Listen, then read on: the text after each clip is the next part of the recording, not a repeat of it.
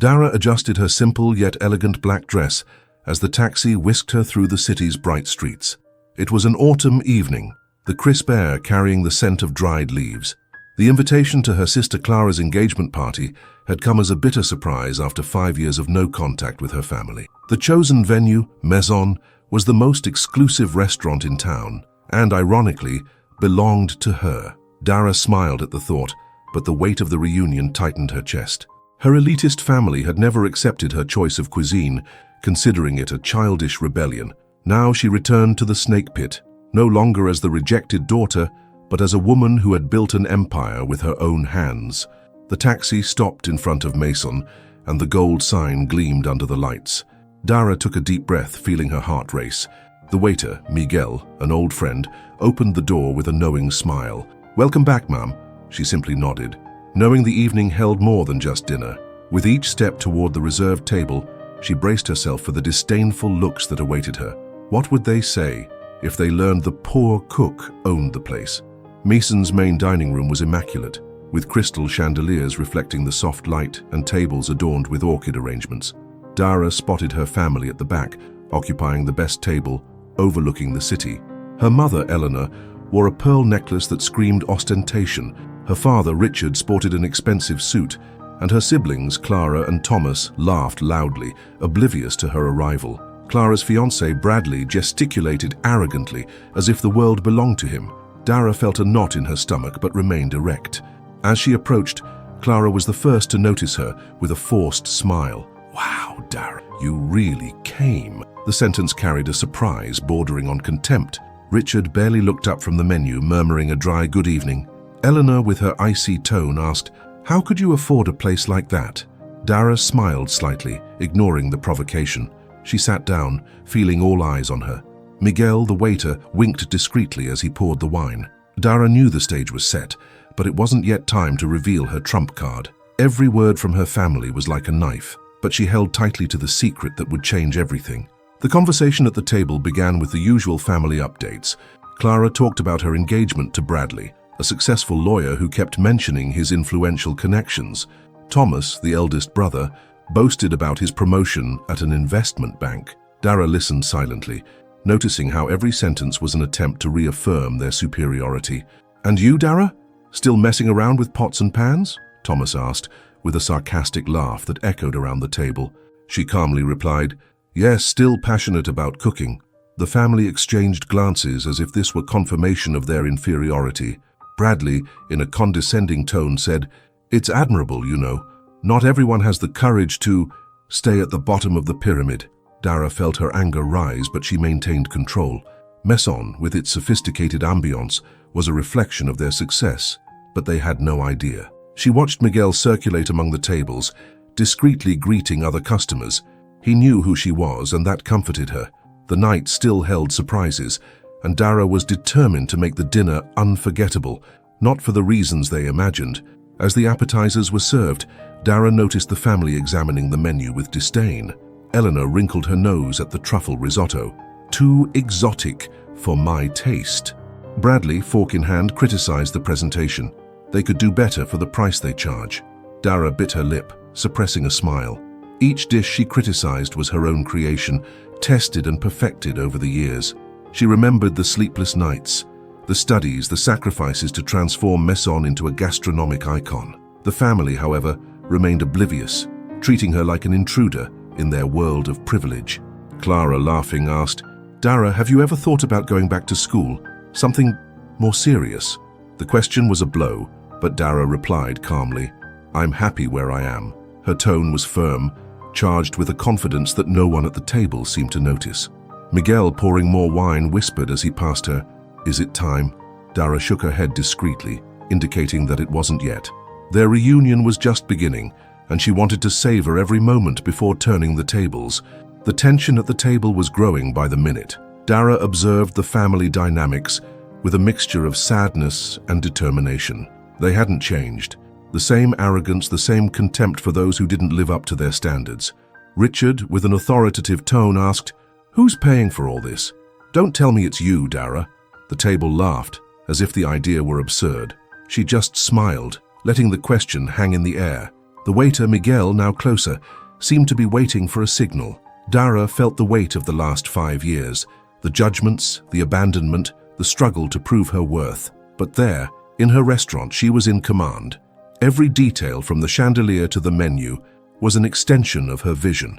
The family, blinded by their own arrogance, didn't realize they were on her turf. Dara touched her napkin delicately, as if gathering her thoughts. The reunion wasn't just dinner, it was the stage for her redemption. She looked at Miguel, who nodded with a gleam in his eye. The moment of revelation was near, and Dara knew that when the truth came out, the family's silence would be deafening. Dara always knew she didn't fit into her family's rigid mold. Since childhood, while Clara and Thomas were praised for their perfect grades and lofty ambitions, she was seen as the different one. Her passion for cooking, discovered during afternoons spent cooking with their housekeeper Helena, was treated as a frivolous hobby. "You need something serious, Dara," her mother Eleanor would say, her tone a mix of disappointment and impatience. Her father, Richard, a successful lawyer, believed manual professions were for people with no options. At every family dinner, Dara heard comparisons to her siblings, Clara, the future diplomat, and Thomas, the business prodigy. When she announced her intention to study gastronomy, the reaction was unanimous, laughter and looks of contempt. "You're going to be a cook? That's a maid's job," said 16-year-old Thomas, as her parents nodded. Dara, then a 14-year-old, choked back tears, feeling the weight of being the black sheep. Now, sitting at Maison, she felt the same looks of superiority. The family didn't know that the restaurant, a symbol of their failure in their eyes, was living proof of their victory. The engagement dinner continued, and the family's disapproval intensified. Eleanor, with a forced smile, asked Dara, "Do you work somewhere decent now?" The word decent cut like a knife, but Dara calmly replied, "I'm a chef, Mum. I do what I love." The table erupted in muffled giggles. Clara, adjusting her engagement ring, said, "That's sweet, Dara, but don't you get tired of, washing dishes?" The implication was clear. To them, Dara was a failure, someone who had chosen a lower path. Bradley, her fiancé, chimed in with an arrogant tone, "Cooking is nice, but it doesn't pay the bills, does it? Who pays for your lifestyle?" Dara felt her blood boil but maintained her composure. She looked around at the walls of Maison, decorated with paintings she had chosen herself, and at the staff who treated her with respect. They had no idea they were at the heart of her empire. Every cruel comment was another reason for her to savor the moment she would reveal the truth. Waiter Miguel, serving another round of drinks, gave her a supportive look, as if to say, "Hang in there." The family never missed a chance to reinforce their superiority. Thomas, now a successful executive, talked about his new luxury apartment overlooking the river. "You should visit, Dara. Maybe it will inspire you to move up in life," he said with a condescending smile. Dara simply nodded, noting how he ignored the fact that she had already built something greater than any of his achievements. Richard, ever the authoritarian patriarch, interrupted, "Dara, when are you going to grow out of this rebellious streak? There's still time to take a real course." The table laughed, as if it were an inside joke. Dara remembered the nights she cried alone, feeling like a mistake in her family's eyes. But now at 29, she was no longer that insecure girl. Maison, with its loyal clientele and culinary awards, was her silent answer. She touched the rim of her wineglass, feeling the weight of years of rejection. Their disapproval no longer defined her. Instead, each criticism was a reminder of how far she had come without needing their validation. As the main courses were served, the family continued to attack. Eleanor criticized the complexity of the menu. "This is too sophisticated for such a pretentious place." Dara knew each dish had been created by her, inspired by Helena's recipes and her world travels. Bradley, chewing disdainfully, said, "It's not bad, but I've had better in New York." Dara suppressed a wry smile. She had worked in New York under a Michelin-starred chef before opening Maison. The family's ignorance was almost comical. Clara, ever competitive, asked, "Dara, do you at least earn enough to live on your own, or do you share an apartment with other cooks?" The question was a low blow, but Dara calmly replied, "I manage fine, Clara." The truth was on the tip of her tongue, but she wanted to choose the perfect moment. Miguel, clearing the table, whispered, "They have no idea, do they?" Dara blinked in response, feeling the strength of someone who had achieved everything on her own, despite her family's disdain. Family disapproval was an echo of the past, but Dara was no longer shaken. Each cruel comment was a brick in the wall she would soon tear down. Sitting at the table, she observed the dynamics clearly. The family needed to belittle her to feel superior. Richard, with his patronizing tone, said, "Dara, you're young. You can still change course. We don't want to see you like this." The "like this" was loaded with judgment, as if her life were a disgrace. Dara looked around the maison dining room, where customers praised the food and atmosphere. This was her legacy, built with sweat and passion. The family, blinded by their own arrogance, didn't see the powerful woman before them. She thought of Helena, who had always believed in her, and felt a warmth in her chest. The family's disapproval was no longer a wound. It was fuel. Dara knew the dinner was about to take an unexpected turn. When Miguel approached with dessert, he murmured, "Ready for the big moment?" She smiled discreetly. The time to show who the poor cook really was coming. Dara discovered her love of cooking at age 10, in her family's kitchen, under the tutelage of Helena, the housekeeper who was more mother than servant. While her parents and siblings lost themselves in formal dinners and conversations about status, Dara found refuge in the aromas of sautéed garlic and fresh basil. Helena, with her loving country accent, taught her how to transform simple ingredients into soul-warming dishes. "Food tells stories, little one," Helena would say as they kneaded bread together. For Dara, the kitchen was a sanctuary, a place where she didn't need to compete with Clara or impress Richard. Each recipe was an adventure. The first chocolate cake, which crumbled but was devoured with laughter. The pumpkin soup that made Helena applaud. Her family, however, saw it as a distraction. "Are you getting your hands dirty again, Dara?" Eleanor would ask disdainfully, seeing her with flour on her face. But in the kitchen, Dara was free. Now, at Mason, every dish served carried echoes of those afternoons with Helena, a tribute to the woman who planted the seed of his passion.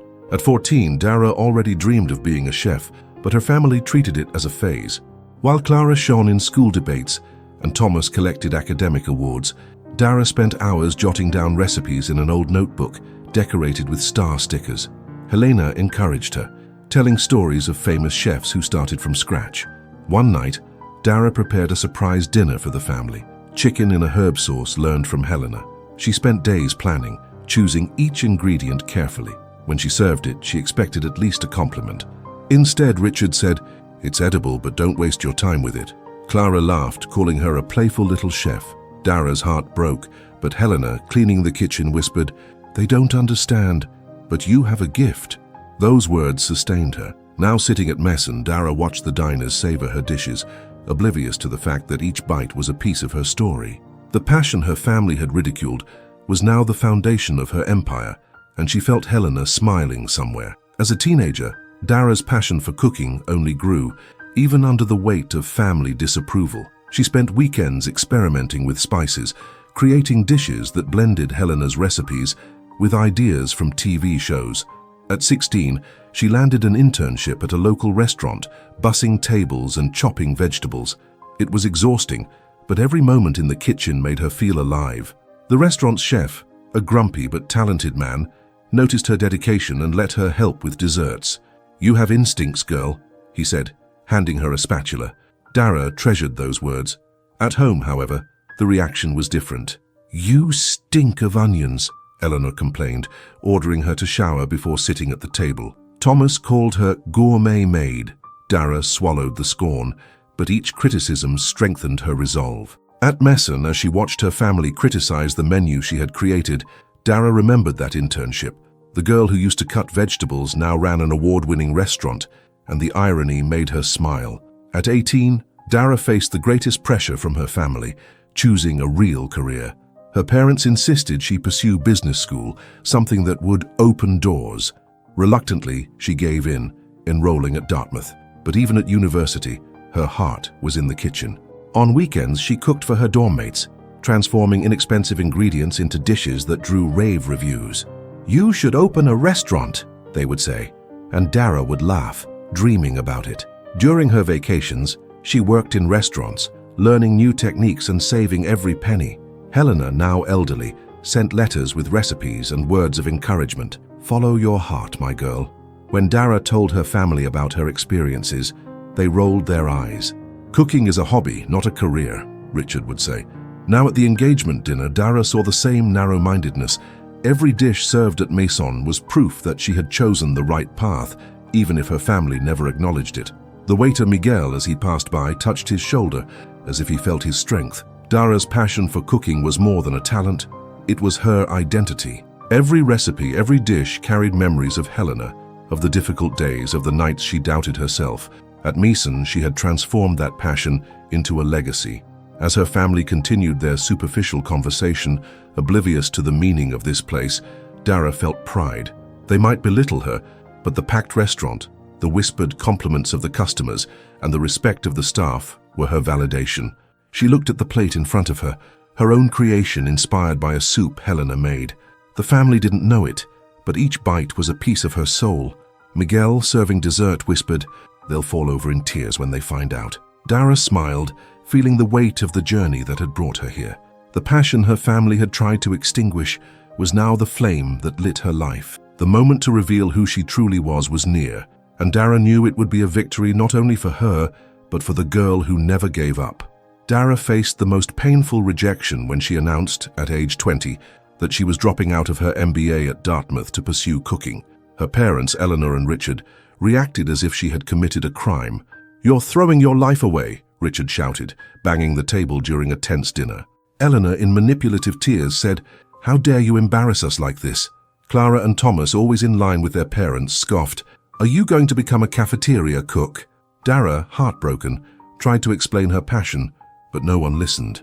That night she cried alone, questioning whether it was worth it. But something changed when she received an unexpected call.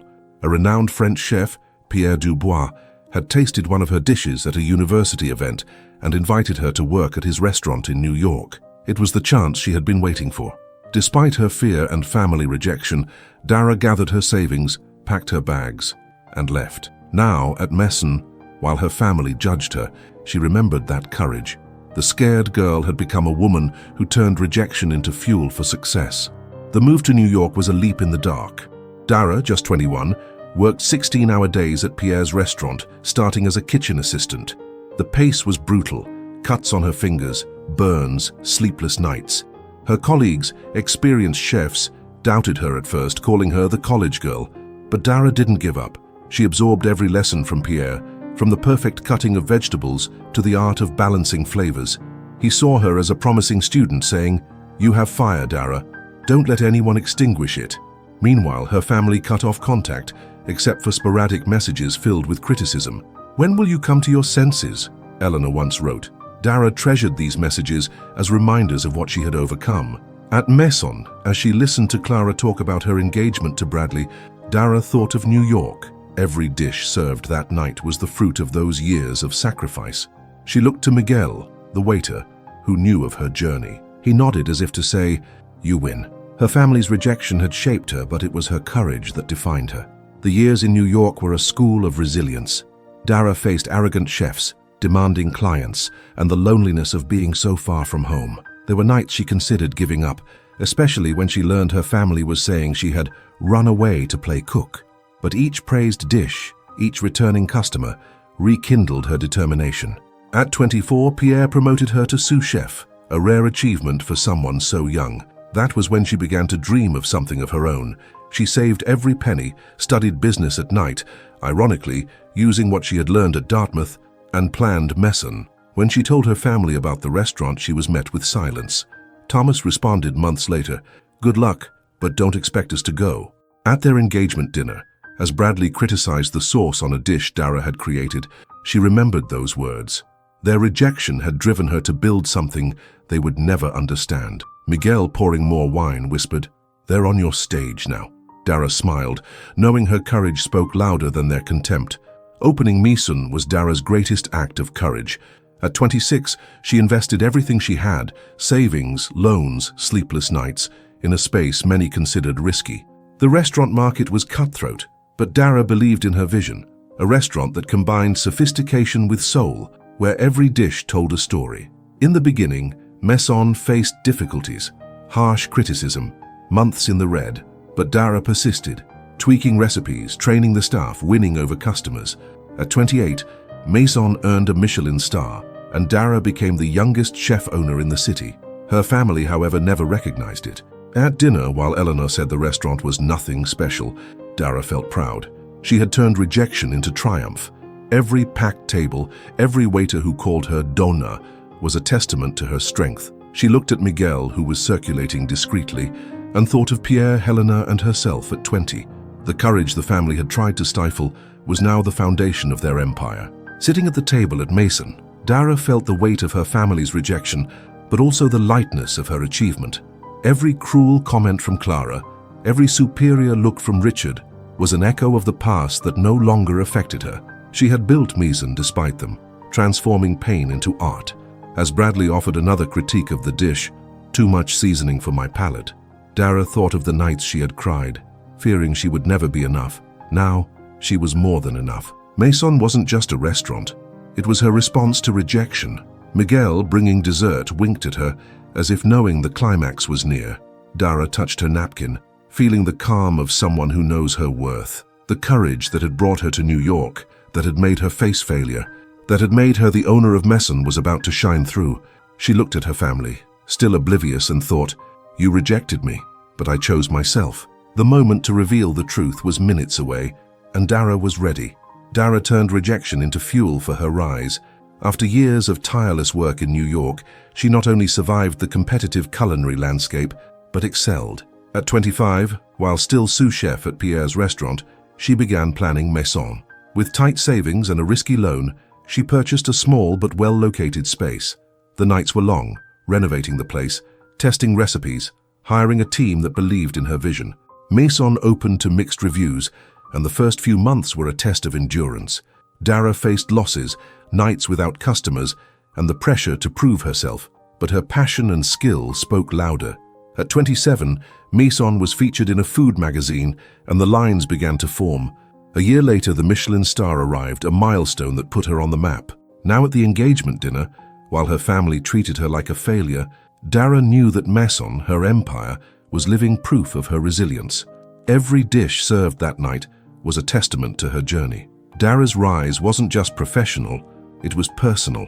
Every obstacle in her path, loneliness in New York, criticism from colleagues, indifference from her family, made her stronger.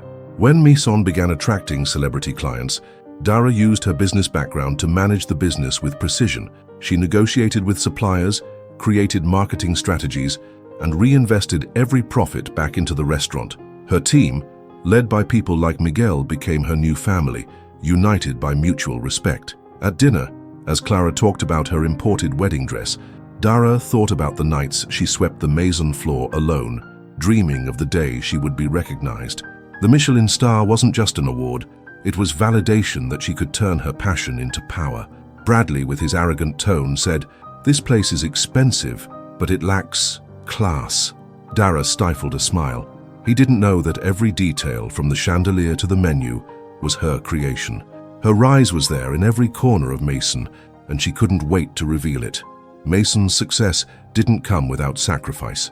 Dara sacrificed holidays, relationships, and even her health at times, working herself to exhaustion. There were days when she doubted herself, especially when she read harsh reviews or saw her bank balance in the red. But every returning customer, every compliment on her food, was a reminder of why she persisted. She remembered Helena, who died before Maison opened, but whose voice still echoed, "Food is your story, Dara." At 29, Dara became sole owner of Maison, buying out the initial investors with profits she generated herself. At dinner, while Richard questioned how she managed financially, Dara reflected on how she had turned a dream into reality. Maison wasn't just a restaurant, it was a symbol of her resilience. Miguel, serving the main course, looked at her with pride. He knew how hard she had fought. Her family, unaware, continued to belittle her, but Dara felt the strength of someone who had overcome everything alone. Dara's rise was more than numbers or awards. It was the construction of an identity. She no longer needed her family's approval because Maison was her proof of worth. Every detail of the restaurant reflected her journey. The warm colors of the walls, inspired by afternoons with Helena.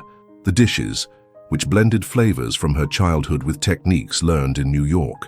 At dinner, as Eleanor criticized the dessert, "Too sweet for my palate," Dara remembered the day she presented that dish to a famous critic who called it revolutionary. Her family might belittle her, but the culinary world celebrated her. She looked around, seeing the packed room, the waiters working with precision, the customers smiling. All of this was hers. Miguel, passing by, whispered, They have no idea what you've built. Dara nodded, feeling the weight of her achievement. Overcoming it wasn't just winning. It was knowing she no longer had to prove anything to anyone, except perhaps herself. Sitting at the table, Dara could feel the energy of Misun pulsating around her. Every bite from the customers, every whispered compliment, was a victory over the voices that called her a failure. Her family, with their scathing comments, couldn't erase what she had built. Maison was more than a restaurant. It was the embodiment of her courage, talent, and determination. As Bradley offered yet another critique, "The service is good, but the price is a rip-off," Dara thought of the years of struggle, the sleepless nights, the tears no one saw. She had overcome it all and emerged as a force. Miguel, bringing the check, gave her a look that said, "This is it." Dara touched her napkin, feeling the calm of someone who knows her place in the world. Her rise wasn't just about Mason. It was about becoming the woman who never let rejection define her. The moment to reveal the truth was just around the corner, and Dara was ready to show her family the empire she had built with her own hands. Dara's family chose Maison for Clara's engagement because of its impeccable reputation, never imagining it belonged to the daughter they despised. To them, the restaurant was merely a status symbol, a place to flaunt their wealth and influence. During dinner, as they toasted champagne, Clara boasted, "This is the place to be, you know. Only the best come here."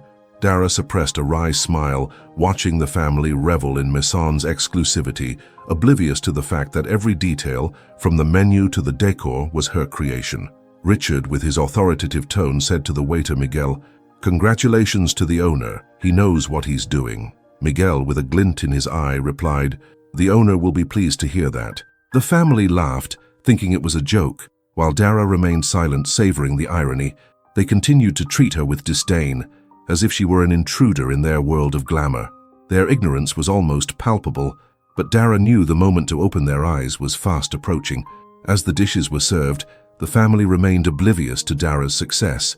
Eleanor, surveying the room, said, "Who would have thought such a place would exist here? It must be some wealthy investor." Thomas nodded, adding, "Probably a tycoon who never sets foot in the kitchen." With each comment, Dara felt a mixture of amusement and indignation. They spoke of Mason as if it were a social trophy, unaware that the poor cook at the table was the mastermind behind it all. Clara, in her designer dress, asked Dara condescendingly, "Have you been here before? Or is this your first time in a place like this?"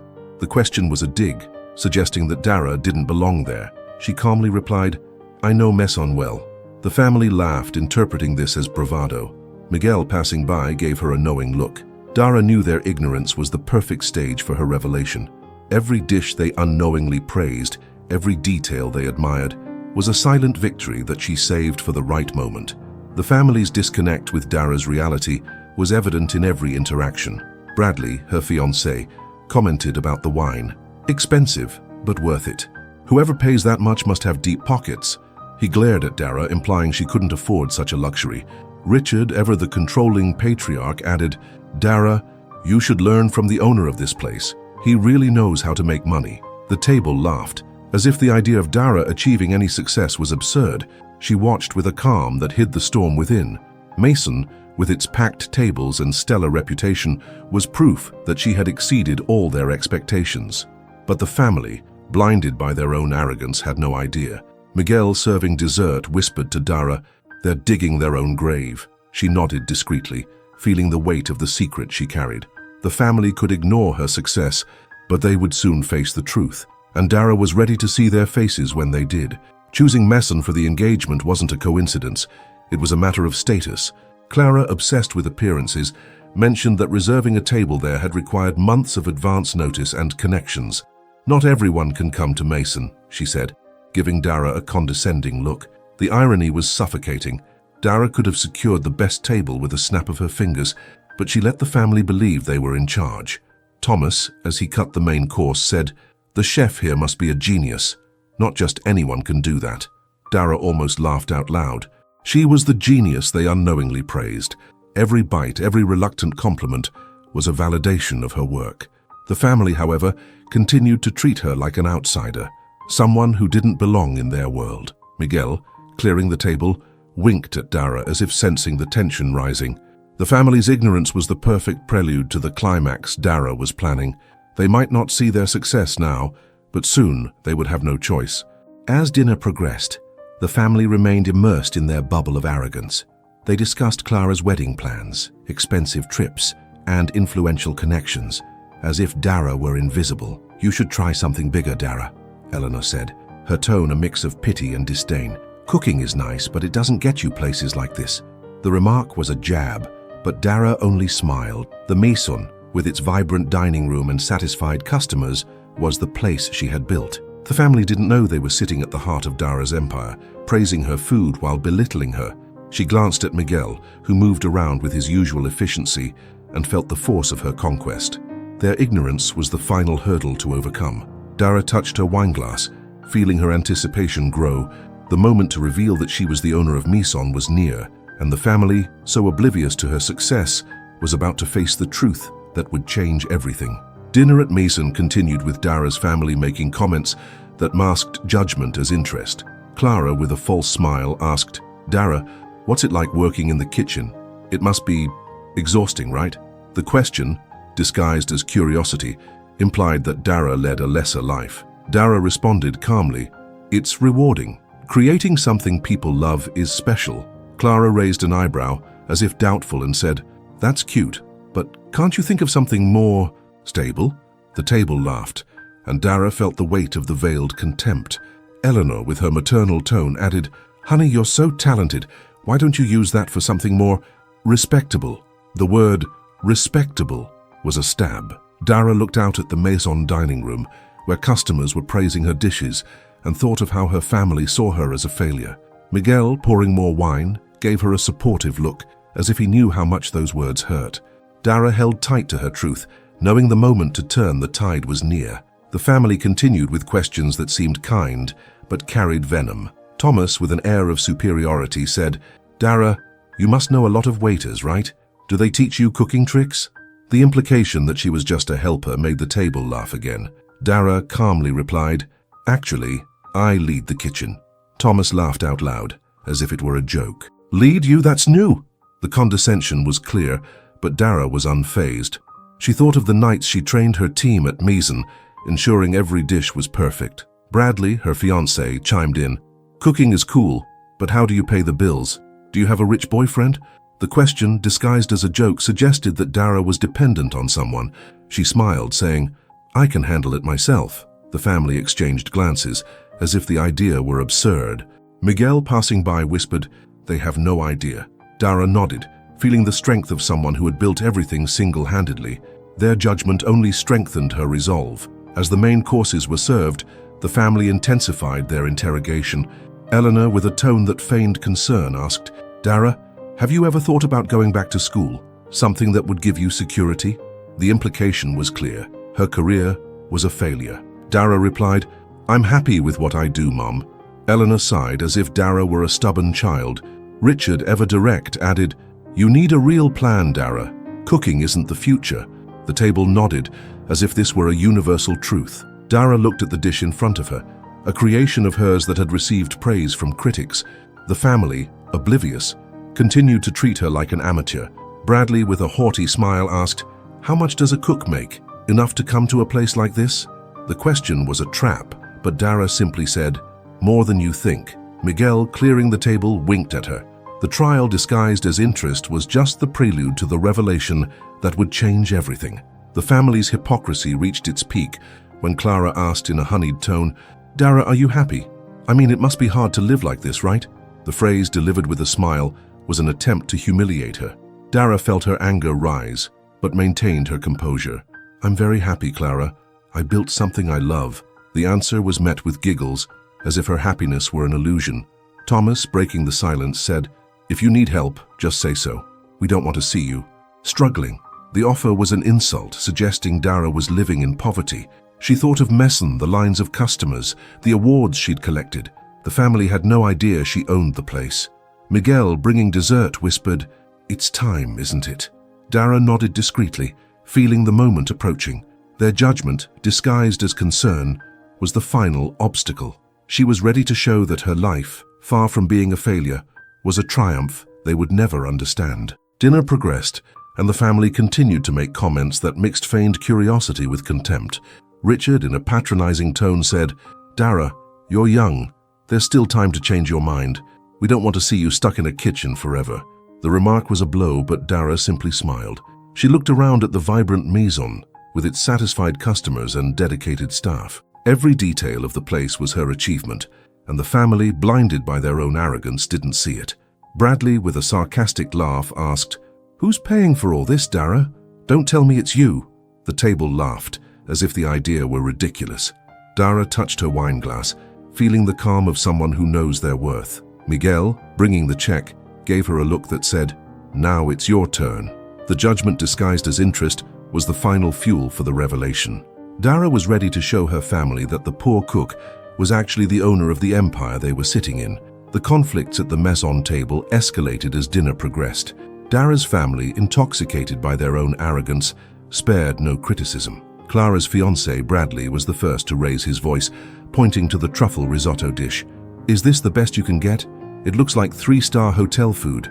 The criticism was a direct insult to Dara's work, who created the dish inspired by her travels to Italy. Clara laughed, supporting her fiancé.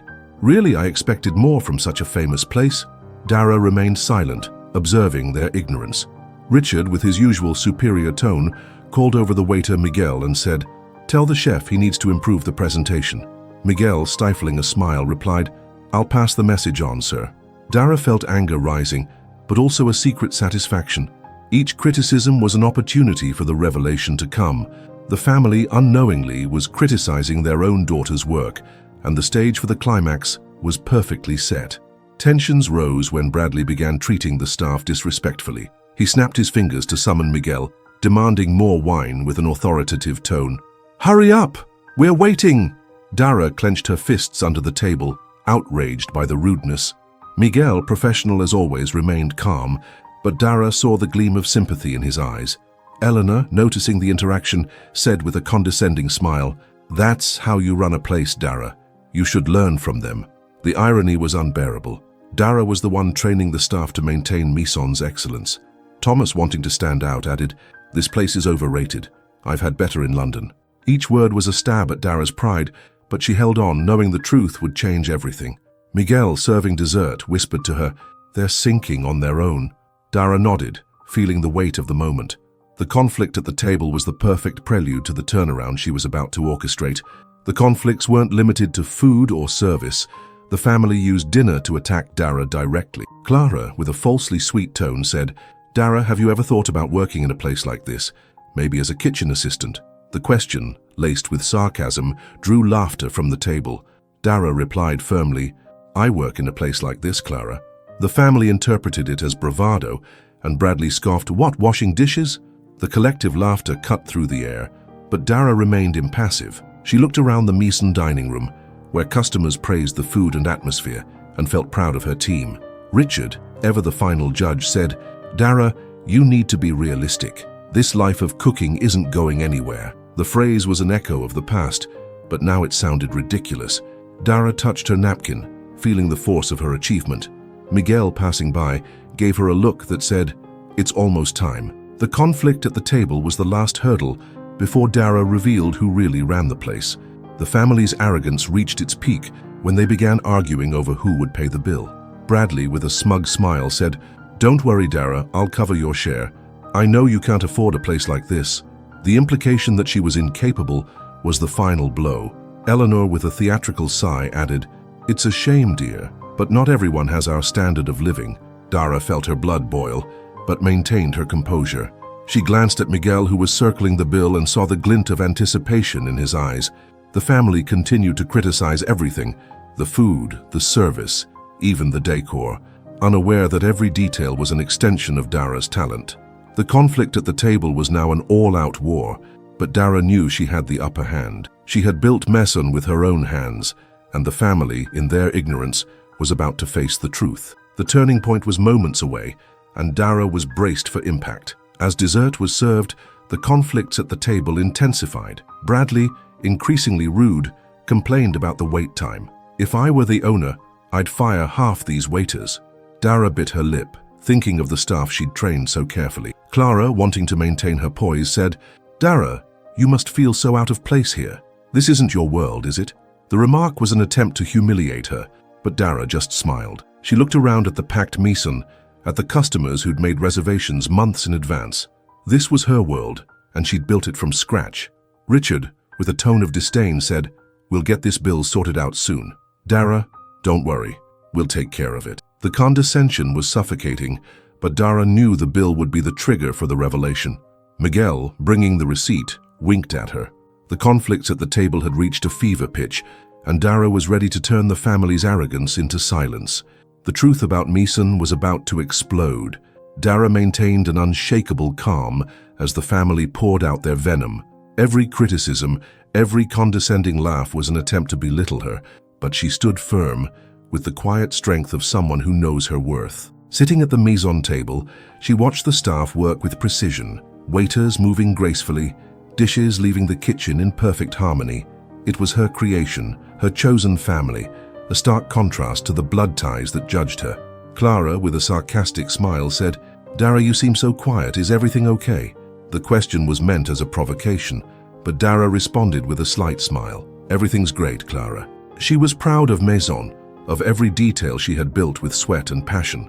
Miguel, passing by, discreetly touched her shoulder, a gesture of support that reinforced her confidence. The family could attack her, but Dara knew she was in command. Her strength needed no shouting or defenses. She shone in the perfection of the restaurant around her, a testament to her resilience. As Bradley continued his criticism of the service, dismissively calling a waiter slow, Dara remained composed. She thought of her team, people like Miguel who saw her as a leader, not the poor cook the family imagined.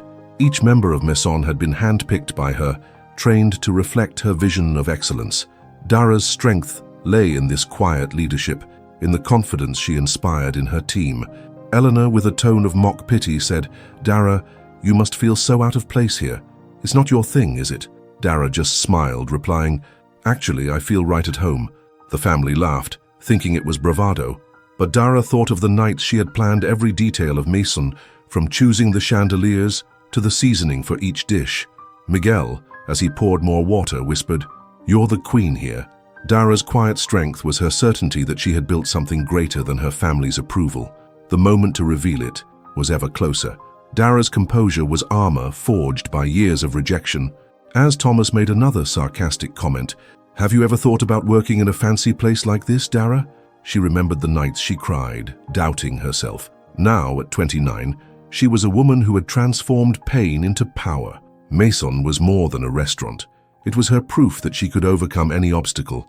She looked at the customers who toasted and praised the food and felt a deep peace. Her family might belittle her, but the respect of her staff and the loyalty of her customers were her true validation. Richard, with his authoritative tone, said, "Dara, you need ambition. You can't live on dreams." She simply nodded, knowing that her ambition had built Maison. Miguel, clearing the table, gave her a knowing look. Dara's quiet strength was her patience, her certainty that the truth would speak louder than any insult. As the family continued their conversation, oblivious to the impact of her words, Dara surveyed the dining room with pride. Every waiter, every dish, every satisfied customer was an extension of her vision. Bradley, with his usual arrogance, said, "The owner of this place must be a business genius. It's not for everyone." Dara suppressed a smile, thinking of how she had used her business background to make Mason a success. Her strength lay not in fending off the provocations, but in knowing she had already won. Clara, with a tone of superiority, asked, "Dara, do you at least earn well, or are you living hand to mouth?" The question was cruel, but Dara calmly replied, "I live very well, Clara." The family laughed as if it were a joke. Miguel, bringing dessert, whispered, "They'll eat those words." Dara nodded, feeling the strength of someone who doesn't need to shout to be heard. Her victory was at Mason, and she was ready to show it to her family. Dara's quiet strength was her greatest weapon. As the family prepared to discuss the bill, Richard said dismissively, "Don't worry, Dara, we'll pay your share. We know you can't." The condescension was unbearable, but Dara just smiled. She looked at Miguel, who held the bill with a gleam in his eye. Her team, her true family, knew who she was. The woman who had turned a dream into an empire. Each attack from the family only strengthened her resolve. She touched her wineglass, feeling the calm of someone who knows they've won. Maison, with its vibrant dining room and happy customers, was proof of her strength. The family might judge her, but Dara didn't need their approval. Miguel, approaching, asked quietly, "Ready for the big moment?" Dara nodded with a slight smile. Her quiet strength was about to speak loudly, and the family, so sure of their superiority, would soon discover who truly ruled this dinner. The tension at the Maison table reached a fever pitch when the bill arrived. Richard, with his authoritative tone, took the checkbook and said, "We'll split it, but Dara, don't worry, we've got you covered." The sentence, delivered with a condescending smile, was the final blow to a night filled with humiliation. Dara, with a calm that hid the storm raging within, replied, "That won't be necessary, Dad." The family laughed as if the idea of Dara paying was absurd. Bradley, with his usual arrogance, scoffed, "What, you won the lottery?" Clara and Thomas exchanged amused glances. Dara looked at Miguel, who held the checkbook with a discreet smile, ready for the moment she had planned. The Maison dining room, vibrant with customers and praise, was the perfect stage for the revelation. She felt the weight of the last 5 years, the rejection, the struggle, the triumph, converging on this moment. The family, so confident in its superiority, was seconds away from a shock that would rewrite its dynamics forever. Dara took a deep breath, ready to blurt out the truth. As the family discussed the bill, Dara surveyed the dining room with pride. Every detail of Maison, the soft lights, the impeccable dishes, the dedicated staff, was her creation. Miguel approached, handing Richard the receipt, but looked at Dara with a glint in his eye. "Something to say, ma'am?" he asked, loud enough for the table to hear. The word, "ma'am," made Clara frown in confusion. "Ma'am, what do you mean?" she asked with a nervous laugh. Dara raised her hand for silence and rose from her chair. "I want to clarify something," she said, her voice firm and piercing. The family stopped, surprised by her authority. Miguel, beside her, was smiling broadly now. Dara felt her heart race, but her quiet strength guided her. The moment she had waited for all night was here. She looked at each of them, Richard, Eleanor, Clara, Thomas, Bradley, and thought of all the times they had slighted her. The climax was just around the corner, and Dara was ready to turn the tables once and for all. "This restaurant," Dara began, her tone a mix of calm and power, "Maison, is mine." The silence that followed was deafening. Eleanor dropped her fork. Richard's eyes widened and Clara choked on her wine. Bradley, incredulous, laughed. "You, owner of this? Impossible." Dara smiled, pointing to Miguel. "Tell them, Miguel." The waiter proudly confirmed. "Welcome back, Miss Dara, owner and executive chef of Maison." The family froze, their faces changing from disbelief to shock. Dara continued, "Every dish you criticized, every detail you mocked, I created.